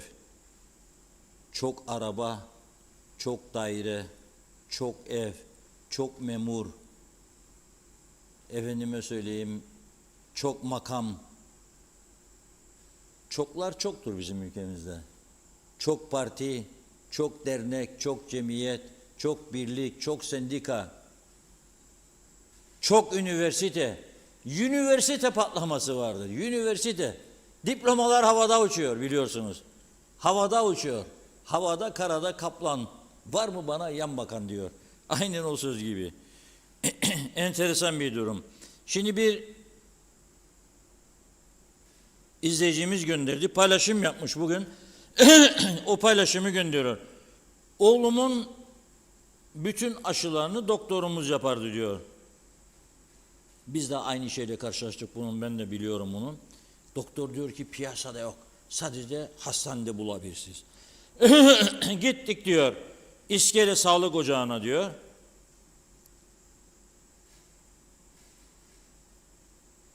Birinci gol diyor. Acil resepsiyonu ile karşılaştık. 2 hemşire vardı diyor. Dedikodudan kafasını kaldıramayan ve bekleyen hastalar vardı diyor. Sağlık ocağı pislik içinde. Aşımızın olduğunu söyledim. Kabaca kayıt yaptır dediler diyor. Kayıta gittim. Oradaki kadın yardımcı oldu. Sonra aşı odasına geldik. Hemşire kadın ellerini dezenfekte etmedi diyor. Eldiven giymedi. Tabii dayanamadım söyledim diyor. Aşımızı yaptık. Plaster bant istedim. Bana yoktur dedi. Acilden git iste demiş. Üslubundan sinirlendim ama olması gerektiğini belirttim. Karşılıklı gergin bir konuşma geçti. Yani diyeceğim o ki diyor, yolumuz düşerse bile buraya sakın uğramayın. Durum bu diyor. Yazıklar olsun diyor. Evet, gerçekten sağlık bu ülkenin en önemli sorunlarından biridir. Türkiye'de ne isteyeceğini bilmesi lazım bizim yöneticilerimizin. Türkiye'de ne isteyeceğini bilmesi lazım. Madem ucuz elektrik geliyor, siz de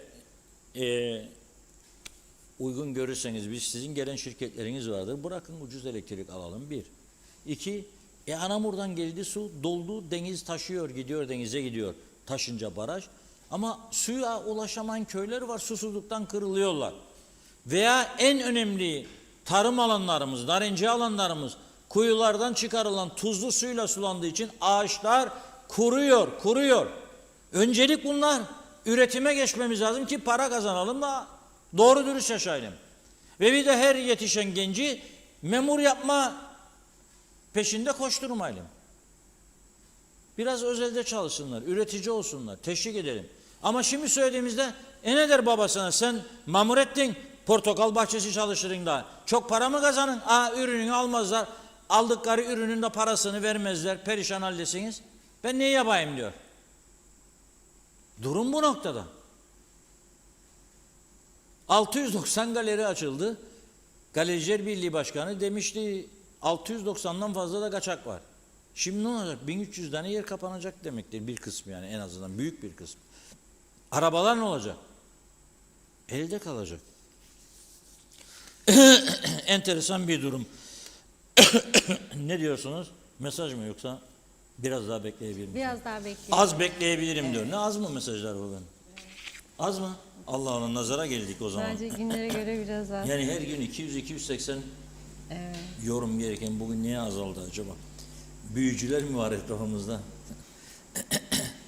Bakanlar Kurulu daha önce ülkeden ihraç edilmiş 27 kişi hakkında bir karar almış. Muhaceret, yabancılar ve muhaceret yasasının 6. maddesinin 2. fıkrası uyarınca bu ihraç kararlarının iptal edilmesini kararlaştırmış. Bunların arasında benim önüme 9 tane isim geldi ki bir tanesi hırsızlıktan deport edilmiş, bir tanesi ev soygunundan, bir tanesi ev basma ve tehdit, bir tanesi silahlı saldırı, bir tanesi gene hırsızlık, bir tanesi vahim zarar, çalma kastıyla, tehditle mal talebi, kasti hasar, ciddi darp, tecavüzkar, alet taşıma, bir tanesi kavga, bir tanesi darp, bir tanesi gasp suçundan, gasp etmek yani suçundan kırmızı bültenle aranan kişi. 27 tane isim var. Bunların ihraç kararlarının iptal edilmesini kararlaştırmışlar. Bu ciddiyetsizliktir arkadaş. İhraç ederken bakmadınız yani niçin olduğuna, yani temizlilerde ihraç ettiğinizde şimdi özür dileyip getiriyorsunuz. Bizim arkadaşlarımız yayınlanan haber arşivlerinden 9'unun ismini buldular. Ben rica etmiştim, getirdiler bana. Diğerlerinki de araştırmayla bulunabilir. Poliste vardır bunların kayıtları. Polis inşallah detaylı bir araştırma yapar. Bakınız, benim ülkemin polisi gece gündüz çalışacak, yumruk yiyecek, kendisine canlı mermi sürerek namlusuna tabanca çekenlerle çarpışacak, onları tutuklayacak, onlarla ilgili araştırma yapacak, haftalarca, aylarca araştırma sonrasında dosya hazırlayacak, mahkemeye çıkaracak, benim yargım da onlarla ilgili ihraç kararı verecek ve ondan sonra siz diyeceksiniz ki biz siyasetçiyik, bu ülkeyi biz yönetirik, dolayısıyla senin de yaptıklarını sildim. O zaman bu insanlarda şef kalmayacak yarın. Bu ülke nereye dönecek ya? Mafya cennetine mi dönecek bu ülke? Nasıl huzur bulacak, yaşayacak insanlar burada? Kimler bunları yapıyor, yaptırıyor yahut da? Yani bu son derece yanlış bir durum. Öyle görüyorum. Son derece yanlış. Ya biz burada çırpınıyoruz. Türkiye'de veya başka bir ülkede suç işleyen bir adam o ülkede cezasını çekmiş olsa bile suça meyilli şahıs olarak addedilip Kuzey Kıbrıs'a girişinin yasaklanmasını istiyoruz biz. Çünkü burası bir eğitim, bir turizm adası ise eğitim ve turizm adasında silah çeken adamlar, tecavüzkarlar, hırsızlar barınmaması lazım. Nasıl oluyor bu iş? Gelelim diğer konuya. İşçi getireceksen adam gibi getireceksin kardeşim. İşçi getireceksen adam gibi getireceksin. Çalışma Bakanlığın var, Çalışma Dairen var. Oraya başvuru yapacaksın. Çalışma Dairen'de Türkiye Cumhuriyeti Çalışma Bakanlığı'na bildirecek. Esas bunu görüşmeleri lazım. Türkiye yetkilileriyle KKTC'yi yönetenlerin oradan temsilciliği temiz çalışmak isteyen adamları getirecekler buraya. Mesela bu sene findukçular iş yapamamış. Boşta kalan findukçuları getir, burada yapabileceği bir ziraat varsa anladığı. Çalışsın, domates, biber, patlıcan ekebilecekse getirsin. Veya narinciye de çalışabilecekse. Bazı insanlar var birkaç dalda faaliyet gösterir. İnşaata istiyorsan oradan getireceksin. İlk adımla. Fakat ne yapıyorlar? Ucuz işçi getirsinler diye Pakistan'dan, Bangladeş'ten işçi getiriyorlar. Sonra onları nasıl bir yerde yaşatıyorlar biliyor musunuz? Bakın ha, bu gelene bakın. Burada bu görüntülere bakın.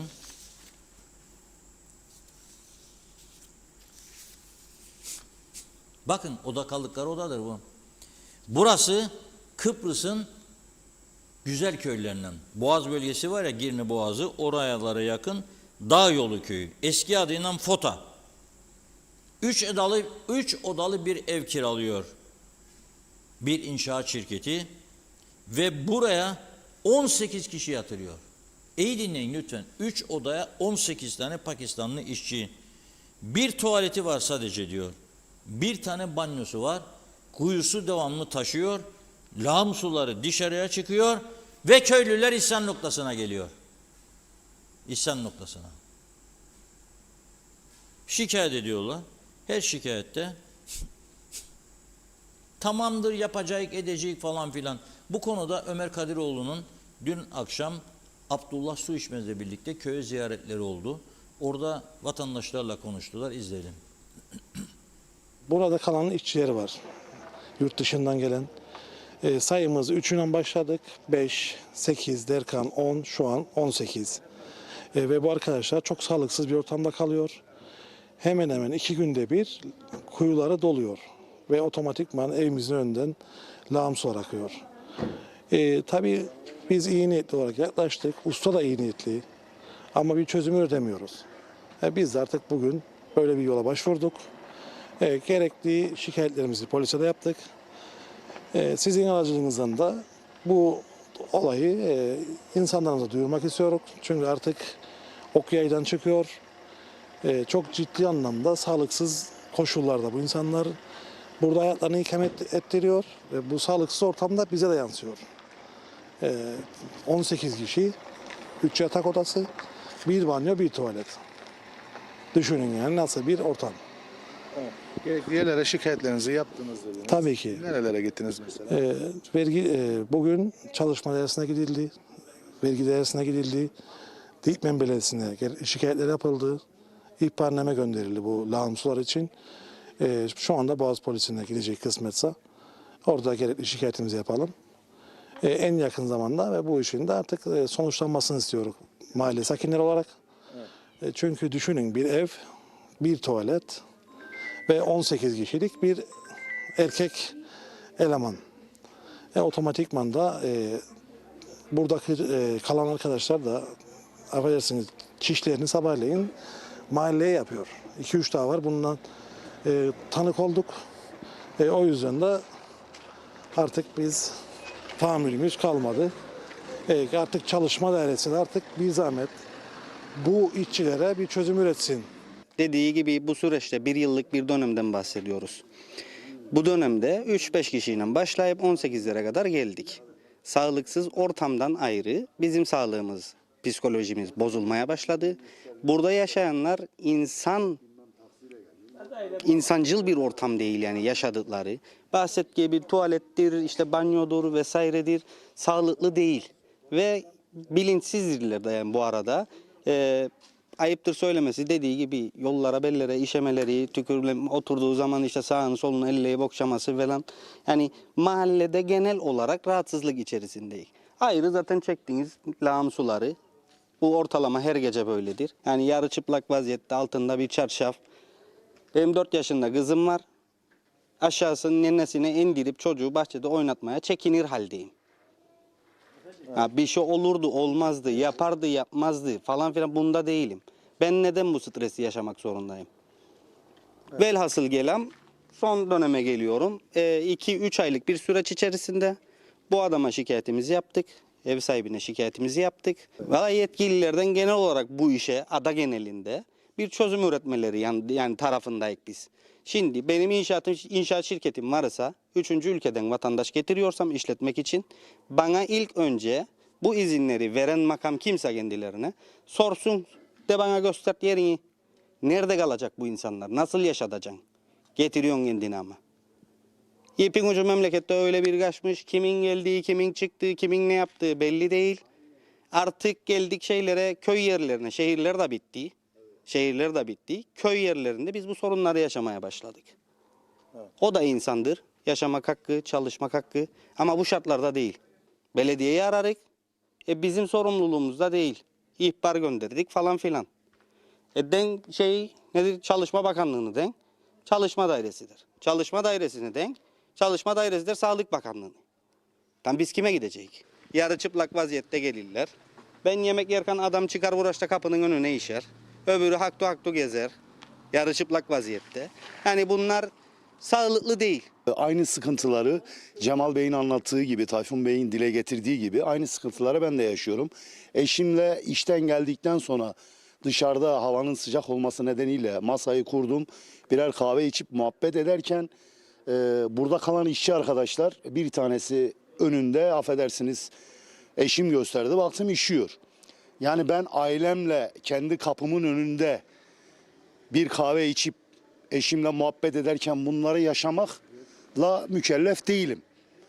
Ben artı şöyle bir şey şu an ülkede vatandaş olarak mülteci durumuna düştük. Önüne gelen şirket 3. ülkeden, 5. ülkeden, 6. ülkeden insanları buraya getiriyor. Bu şartlarda yaşatıyor ve bizlere de bunları yaşatıyorlar. Ben de aynı sektördeyim, ben de inşaat sektöründeyim.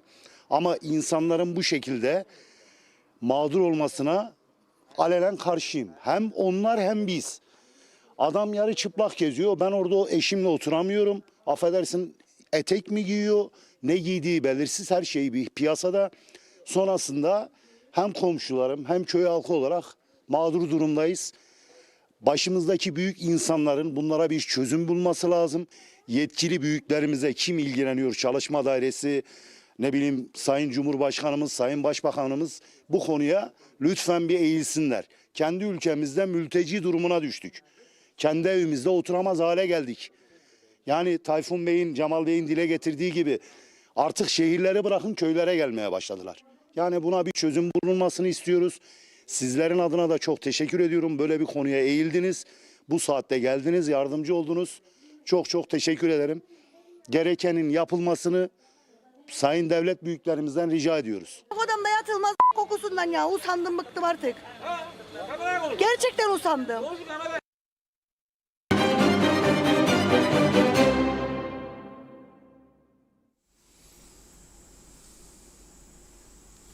Millet perişan bağırıyor, çağırıyor ama kim duyacak? Duyan yok. Artık bu mis gibi kokulara herkes alışmalı. Böyle işte. Yani burasını gidip mühürlemesi gerekmez mi Çalışma Bakanlığı'nın? Veya belediyenin birlikte hareket edip gidip mühürlemeleri lazım. O işvereni hesaba çekmeleri lazım. Bakın dökülen pis sulara, lağım sularına. Yazık günah değil mi ya? Memleket bu halde ya. Memleket bu halde. Tarlalar var orada, sürülüyor, ekiyorlar, biçiyorlar bu köylerde. Yazık günahtır ya. Ne köy hayatında hayat kaldı, ne şehir hayatında hayat kaldı. Bunlar, bakın, eğer disiplin, otorite olsa bu ülkede bunlar olmaz. Geldim, işte sen biz seninle beraber, bana ne ya, git oraya. Yasal yap işini, yaptın yapmadın, gelme karşıma. Gelme. Ama siz 3 ayda bir, 6 ayda bir, senede bir seçim yaparsanız, onun gidip kapısını çalıp o isterse, bunun gidip kapısını çalıp o istersen, sonunda onların isteklerini yaparsınız. Sonunda memleket bu hale gelir. Küçücük bir ülke maalesef bu kadar risk altında olabiliyormuş. Buyurun Funda Hanım. Başlayalım. Kaldığımız yerden devam edelim. Zeliha Daman, iyi ki varsınız. İyi yayınlar diledi. Serpil Teko, her gün sizi izliyorum. 2 kez yazıyorum. Bugün elektrikleri 15 dakika kestiler. Ne anladılar? Ben anlamadım demiş. İzzet Ahmet, kurtarıldık, tüketildik, eritildik, bitirildik. Ali Cevat, Reşat abi Taçoy diyor ki seçimlerde UBP'yi yine birinci parti çıkmazsa istifa edecekmiş. Bekleriz demiş. Ahmet Yaşar, Kuzey Kıbrıs'ta aile hekimi diye bir sistem yok mu? Türkiye'de aile hekimleri raporlu şeker ilaçlarını reçete ediyor. Kuzey Kıbrıs'ın sağlık sistemi değişmeli. Benim Türkiye'de hem SGK var hem özel sağlık sigortası. İster özele giderim, ister devlet hastanesine. Turgay Gezen, dünyanın ağaç zengini gelişmiş ülkelerde yol yapılırken mümkün mertebe en az ağaç kıyımıyla yapılır. Hatta öyle yerler var ki ağaçları kesmemek için güzergah değiştiriliyor. Bizde özel makinelerle sökülen ağaçlar başka bölgelere dikiliyor. Bizde ise kolaylıkla kesiliyor. Ne acı ki yerlerini de yenileri dikilmiyor. Bir ülkeye yeşildir diyebilmemiz için ülke yüz ölçümünün %30'unun ormanlarla kaplı olması gerekiyor. Bizde bu oran %20'lerdedir ve her geçen yılda azalıyor. Mehmet Uluçaylı İskele Ercan arası yol yer yer çukurlarla dolu, birkaç bakan ve vekil her gün o yolu kullanıyor ama çukurları ne halde görmüyorlar. Mehmet Yıldız, külliyeye yapıp binlerce insanın bedduasını alan Türkiye ne yapmaya çalışıyor? Hemen hastane haline çevrilmeli. Sayar Eker, sağlıklı ve mantıklı yaşam dilerim. Güneş yüzü gören saf halkımıza ucube siyasetten, karmaşık trafikten sakınalım demiş. Mehmet Uluçaylı, Kuzey Kıbrıs yetkilileri Türkiye'deki SSK hastalarının bizdeki özel hastanelerde tedavi görmesi için protokol imzaladı ama ülkede kendi hastalarına bırakın özelde devlet hastanesinde tedaviye mecbur ediyor. Yetkililer kendi vatandaşına destek çıkmıyor. Abdurrahman Albayrak, devlet hastanesinde çalışanlar insanları özele göndermek için canlarını yiyorlar. İnsanlara hususi ileri tarih veriyorlar ki özele gidilsin. Hasan Nihat Erduran, ambargolu indir bindirli olmuyor. Ev alanlar yaşlandılar, geliş gidiş işkence oldu. Larnaka başka sorun, Ercan başka sıkıntı. İnsanlık suçu ulaşım engeli demiş. Galerilerle ilgili de olarak diyor ki geçmiş 5-7 yıllık gelir vergilerinden sonraki kazançlarıyla mı o kadar sermaye biriktirdiler? Gelir ve vergi bunları incelemeli. sanırım. Mehmet Uluçaylı tüm inşaat şirketlerinin hem galerileri var hem kiralık araba servisleri var. Bu da ekmeğini yalnız galericilik yapanı etkiliyor. Salih Mullalı, iyi akşamlar dilerim demiş. Sevgiler, saygılar. Hasan Yater Duran, bugün iyi giden ne oldu diyor. Hangi iyi haberimiz var acaba? Abdurrahman Albayrak, özeller devlet dairesinden iyi kazansa herkes özelde kalmak ister. Reşat Bey, fakat devlet hastanesindeki maaşlarla özellikle kıyasladığımızda ister istemez herkes devlete girmek için uğraşıyor. Mehmet Yıldız, Çevre Bakanlığı kapansın demiş. Yetkiyi de Temiz Ada Derneği'ne versinler. Onlar çok daha güzel çalışıyor. Hasan Güllü Harnupları sordu. Mehmet Uluçaylı İskele Hastanesi ile ilgili karşıt fikirde. Gayet iyi diyor, temiz hemşire ve doktorlar gayet ilgili. Geçenlerde acile gittim. Gerekli müdahaleyi yapıp dikiş attı. İskele Hastanesi'nde eksiklik olabilir ama çalışanlar ilgilidir demiş. Yine Mehmet Bey, maşallah dünyada tüm aranan suçlular adamızda yakalanıyor. Deport edilecek suçlular affediliyor. O zaman polis niye suçluları yakalar? Yasa geçirsinler, bu ülkede her şey serbest olsun, Teksas olsun demiş.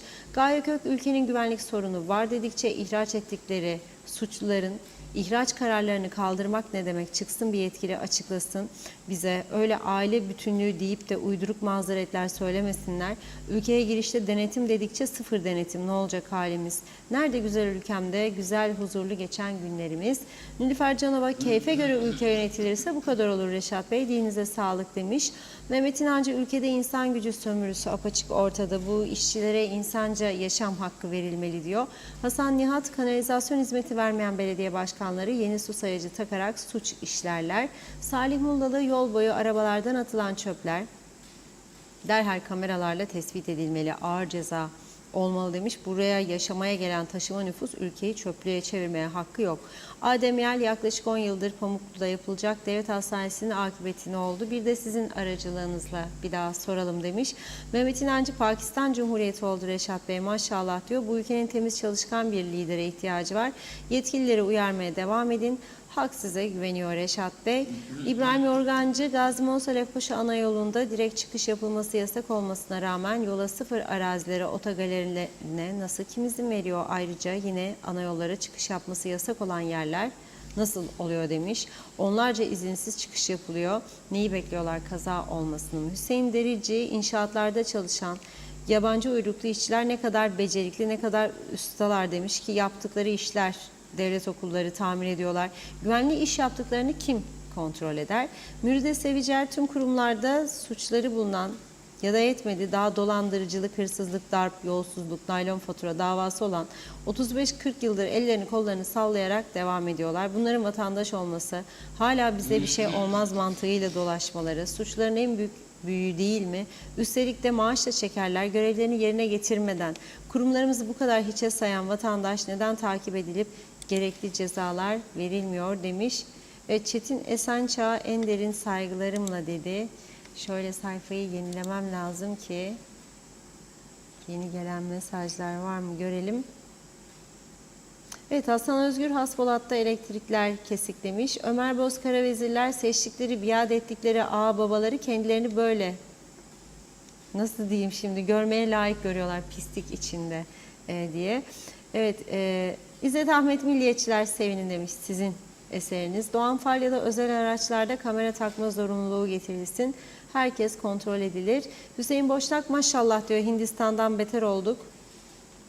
Köyden kovunuz demiş. Kaan Toköz, 10 Ağustos'tan beri harnuplar toplandı, römorkun üzerinde çürümeye terk edildi. Geçen sene de aynı sorun. Henüz daha onlarca ton büyük bir emekle toplanan harnupların akıbetinin ne olacağı belli değil. Yetkililere hatırlatın demiş. Evet, bakıyorum. Mehmet İnancı, kimse duymaz, duymazlıktan geliniyor diyor. Annemin köyü de istila edildi. Evet, onu okuduk. Seldar Keskin, 2008 yılında benim yemek masam yok diye oturma iznimi onaylamadı İçişleri Bakanlığı. Şimdi nerede İçişleri Bakanlığı sorun demiş. İbrahim Yalçın da, alacağın topuzu eline bakayım diyor. O zaman görecekler kendilerini demek istemiş diye ben biraz çevirdim mesajınızı. Seldar Keskin, bunlar çok iyi günlerimiz. Yücel Işıkgün, bu memleketin çivisi çıktı diyor. Çetin Esençağ, okumuş muydum? En derin saygılarımla yazmış. Evet, Hasan Nihat Erduran, Yunanistan Kıbrıs'ta üst üste suçüstü kaç kere yakalandı, hala garantör mü demiş. Mehmet İnancı da hafta sonu sizi özleyeceğiz dedi. Çok teşekkür ediyoruz, tamamladık. Buyurun. Evet, sorunlar yumağı bir ülke. Son konumuza geçiyorum ve kapatıyoruz. Kısaca bir konuda bilgi aktarmak istiyorum. Lefkoşa'nın organize sanayi bölgesini zaman zaman konuşuyoruz, biliyorsunuz. Pislik yuvası, felaket bir yer. Burada Sırdaş isimli iş yerinde ikinci kez yangın oldu 2 gün 3 gün önce. Bunları aktarmıştık haber bültenlerimizde, konuştuk falan. Fakat düşünün siz, iş yerinde yangın oluyor, yanındaki iş yeri de bundan müthiş bir şekilde etkileniyor. Hemen bitişinde Sadun Erhun Gümrükleme şirketi var. Fakat her şirketin kendine göre arşivleri var, evrakları var, depoları var. Kendileri pırıl pırıl bakıyor iş yerine. Fakat yanındakinde böyle bir olay olunca ve nasıl oldu da hala da açıklanmadı, nedir sebebi tam olarak bilmiyoruz biz de. 10 yıllık arşivi kül olmuş, düşünün siz. 10 yıl, yazık ya. Şimdi o arşivi nasıl yerine getirecek? Bilgisayarlar gitmiş. Bakın, elektrikli cihazlar, bilgisayarlar, mobilyalar, ofis malzemeleri, ürünler, klimalar hepsi zarar görmüş. Muhtemelen 10 yıllık arşiv de bilgisayarlarda tabii depolanmıştı. Bilgisayarlar gidince, hepsi yanınca onlar da yandı. Komşuda bir şey bize de düşer diye bir söz var ama komşuda bir şey bize de düşer sözü yemekle ilgilidir, yangınla ilgili değil. Dikkat etmek lazım. Sanayi bölgesi her zaman felaketlere gebe bir bölgedir. Devamlı uyarıyoruz. Dinlemezler ama biz söylemeye devam edeceğiz. Evet, bugünlük bu kadar.